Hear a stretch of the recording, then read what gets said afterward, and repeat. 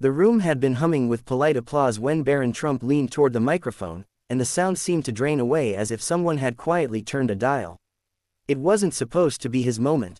The focus of the evening had been fixed firmly on Barack Obama, the former president seated comfortably on the stage, legs crossed, hands resting loosely as he listened to the moderator wrap up another question.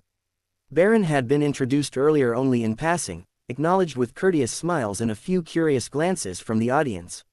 Yet now, as he straightened his posture and cleared his throat, something subtle shifted.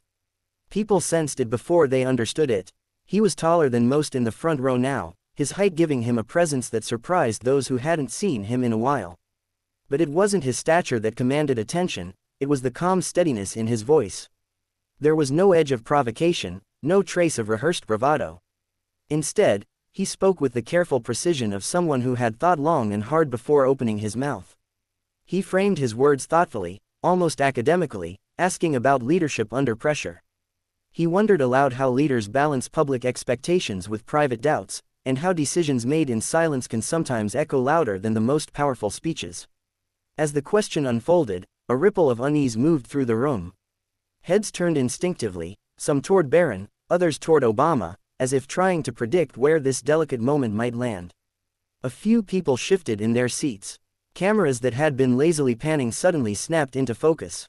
This wasn't the kind of question people expected, not from him, and not in this setting. It carried no accusation, yet it wasn't hollow either. It demanded reflection, and reflection takes time. Obama didn't answer right away. He leaned back slightly, studying Barron with an expression that blended surprise and curiosity. His eyes narrowed just a touch, not in suspicion, but in concentration, as though he were weighing the intent behind the words. The room held its breath. In the pause, assumptions fluttered quietly, some expected a diplomatic pivot, others braced for a carefully neutral response. The silence stretched just long enough to feel intentional. For Barron, those seconds felt heavier than minutes. He kept his gaze steady, hands relaxed at his sides, even as he became acutely aware of every person watching him. He wasn't trying to challenge anyone. He genuinely wanted to understand. Growing up in the shadow of politics had taught him how easily words could be twisted, but it had also taught him the value of asking honest questions. Still, standing there now, he felt the weight of the room pressing in, testing whether his composure would crack. Obama's expression softened. A small smile appeared, not the polished, familiar one the public knew so well, but something more spontaneous. He leaned forward and stepped closer to the edge of the stage, signaling that he wasn't dismissing the moment. The gesture alone changed the temperature in the room. It suggested engagement rather than defense. He asked Barron to repeat the last line of his question. Barron hesitated for a heartbeat, then repeated it, this time with slightly more confidence. His voice carried more clearly now, steadier, as if the act of being asked again had validated his presence. When he finished, the silence that followed was deeper than before. It wasn't tense anymore, it was attentive. People weren't waiting for a clever answer, they were waiting for an honest one. In that stillness, something unexpected happened. The invisible lines people had drawn in their minds, between generations, between last names, between past administrations, began to blur. For the first time that evening, it felt less like a formal event and more like a genuine conversation about responsibility, doubt, and growth. Whatever came next, it was clear that the question had already done its work. The room was no longer just listening. It was ready to change. Obama took a breath before he spoke, the kind that signals a choice rather than a reflex. When he finally began, his voice was lower than usual, measured, almost conversational. He didn't look at the moderator or the cameras first. He kept his eyes on Barron.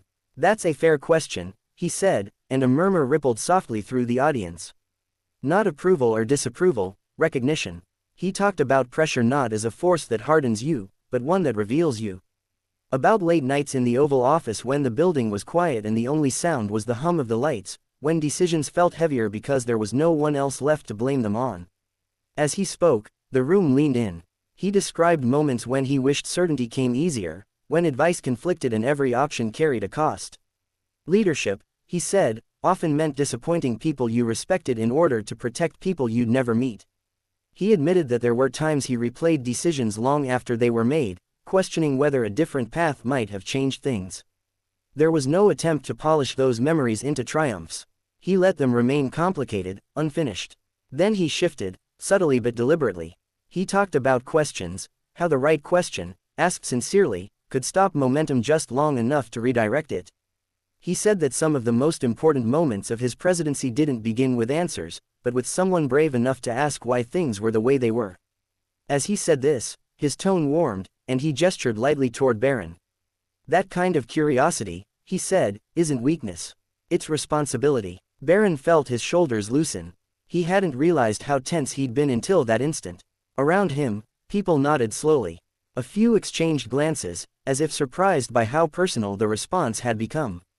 The cameras were still rolling, but they felt less intrusive now, almost irrelevant.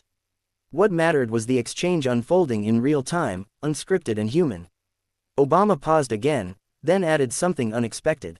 He spoke about growing up watching politics from a distance, feeling both fascinated and frustrated by it. He said that every generation inherits a mess it didn't create, along with the obligation to make sense of it anyway. You don't get to choose the context you're born into, he said, but you do get to choose how thoughtfully you engage with it. His eyes flicked briefly around the room, then returned to Barron. And that choice starts with asking better questions. The silence that followed wasn't empty. It felt full, like a shared exhale. People who had arrived guarded now sat openly, hands unclenched, expressions softened. The room no longer felt divided by legacy or ideology. It felt connected by something simpler and rarer, mutual acknowledgement. When the applause came, it wasn't explosive. It was steady, sincere, and sustained. Barron nodded once, not trusting himself to speak. He didn't need to. In that moment, he understood that the impact of his question wasn't about being right or clever. It was about creating space for honesty, for reflection, for a conversation that didn't fit neatly into headlines. As he stepped back, a few people nearby offered quiet smiles, not as a political gesture, but as a human one. When the event moved on, something lingered. The energy in the room had shifted, lighter but deeper at the same time. People spoke more softly, listened more carefully. Later, many would remember the exchange not for who asked the question or who answered it, but for how it made them feel, like witnessing a moment where curiosity disarmed tension, and respect replaced expectation. For Barron, the change was internal as much as external. He realized that night that his voice didn't have to echo anyone else's to matter. And for Obama, it was a reminder that leadership doesn't end when office does, it continues in how you respond when someone younger, watching closely, dares to ask what comes next.